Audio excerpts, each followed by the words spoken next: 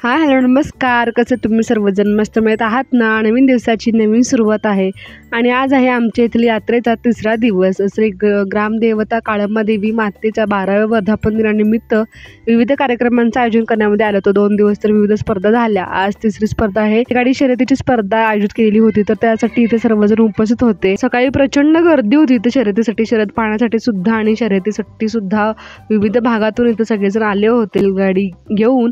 तर इथे तुम्ही पाहू शकता की इथे प्रचंड गर्दी आहे आणि इथे शर्यतीला सुरुवात झालेली आहे.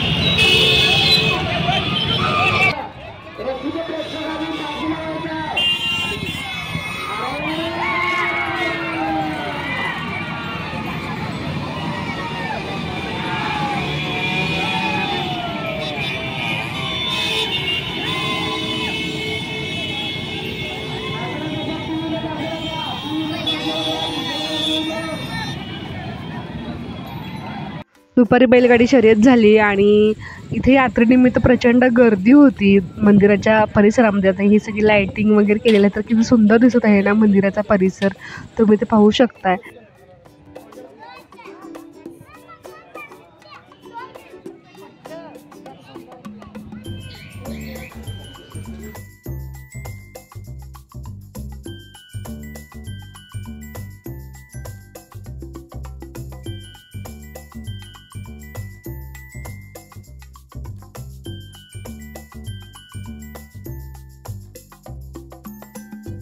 यात्रा म्हटलं ना की प्रत्येकाचा एक असं वेगळ्या प्रकारचा उत्साह असतो. प्रत्येकजण इथे त्या निमित्ताने सगळेजण एकत्र येतात, छान गाठीभेटी होतात, सुंदर गप्पा गोष्टी होतात. त्या निमित्ताने सगळेजण एकत्र येऊन या कार्यक्रमाचा, या यात्रेचा आनंद घेतात. लहान मुलांसाठी सुद्धा इथे छान छान खेळण्यांचं वगैरे इथं स्टॉल आलेले होते, दुकाने मांडलेली होती, खाण्याचे स्टॉल जास्त होते. मागच्या वर्षी ह्याच्यापेक्षा खूप जास्त गर्दी होती.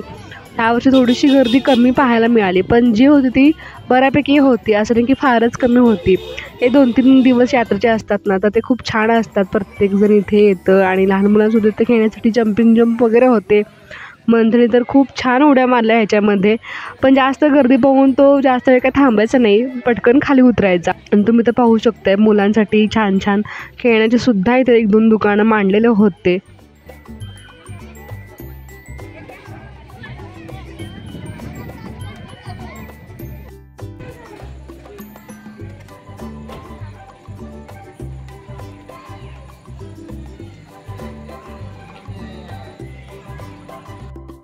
प्रत्येक माहेरवाशीण किंवा सासरवाशीण इथे आल्यानंतर मंदिरामध्ये ग्रामदेवतेची ओटी भरते. प्रत्येकाचं आपापल्या ह्याच्यानुसार ओटी भरतात. तर आज मला ग्रामदेवतेची ओटी भरायची होती, त्यामुळे मी मंदिरामध्ये आले होते. सोबत मंथन, भावाची मुलगी शेजारच्या आणि प्रथमेश असे आम्ही 4 जण आलो होतो. तर लाईटिंग वगैरे इतकं छान दिसत होतं ना, देवीचं रूप खूप भारी वाटत होतं. आणि आत्ता कशी सकाळपासून सगळेजण येत होते, संध्याकाळी थोडीफार अशी गर्दी होती. मी सकाळपासून काही आलेच नाही, जमलंच नाही मला सकाळपासून मंदिरामध्ये यायला. पण आता म्हटलं मंदिरामध्ये येऊन आपण ग्रामदेवतेची ओटी भरून घ्यावी.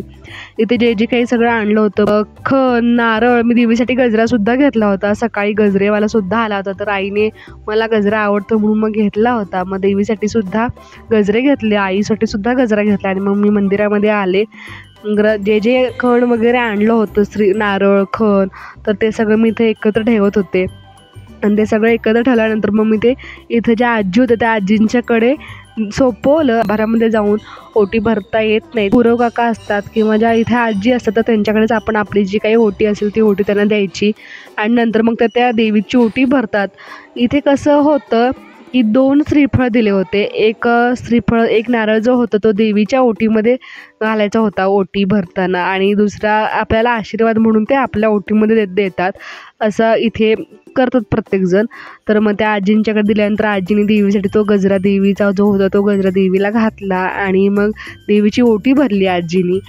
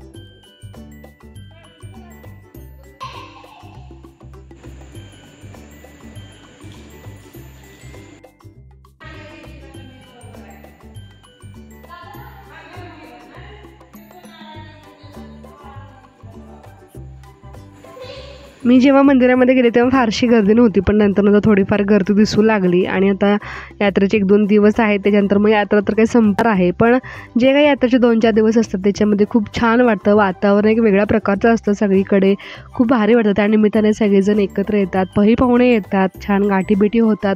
माझ्या तर बालपणीच्या 2-3 मैत्रिणीसुद्धा भेटतात, त्यांनासुद्धा मी भेटून आले. खूप भारी वाटत होतं. वर्षातून एकदा आम्ही सगळेजण आले की खूप गप्पा गोष्टी होतात, छान छान मेमरीज तयार होतात. तर तुम्हाला माझा आजचा छोटासा ब्लॉग कसं वाटलं नक्की सांगा. माझ्या व्हिडिओला लाईक, शेअर, चॅनलला सबस्क्राईब करा. बाय.